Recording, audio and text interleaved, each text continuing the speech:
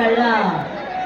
Okay, ಎಷ್ಟು ಜನಕ್ಕೆ ಬಾಸೂರಲ್ಲಿ, ನಿಜ ಹೇಳ್ಬೇಕು, ಎಷ್ಟು ಜನಕ್ಕೆ ನಮ್ಮ ಬಾಸೂರಲ್ಲಿ ಕಣ್ಣೊಡಿಯಕ್ ಬರುತ್ತೆ? ಕಣ್ಣೊಡಿಯಕ್ಕೆ ಎಷ್ಟು ಬರುತ್ತೆ?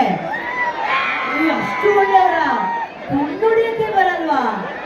ಕಣ್ಣೊಡಿಯಕ್ಕೆ ಬರಲ್ಲ ಎಷ್ಟು ಜನ ಇದ್ದೀರಾ? ಕೈ ಎತ್ತಿ.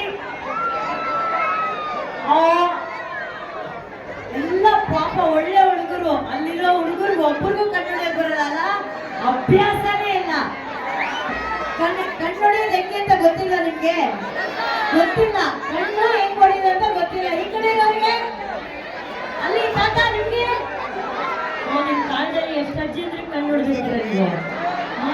ಈಗ ನಾನು ಗೊತ್ತಿಲ್ಲ ಮಾತಿದ್ದೀರಾ, ಬರೋಲ್ಲ. ನೀವೆಲ್ಲರಿಗೂ ಇವಾಗ ಕಣ್ಣು ಹೊಡಿಯೋದು ಹೆಂಗೆ ಅಂತ ಹೇಳ್ಕೊಡೋದಕ್ಕೆ ಒಬ್ರು ವೇದಿಕೆ ಮೇಲೆ ಬರ್ತಾ ಇದ್ದಾರೆ. ಅವ್ರು ಹೇಳ್ತಾರೆ, ಹಾಡಲ್ಲೇ ನಿಮ್ಗೆ ಹೇಳ್ಕೊಡ್ತಾರೆ ಕಣ್ಣು ಹೊಡೆಯ.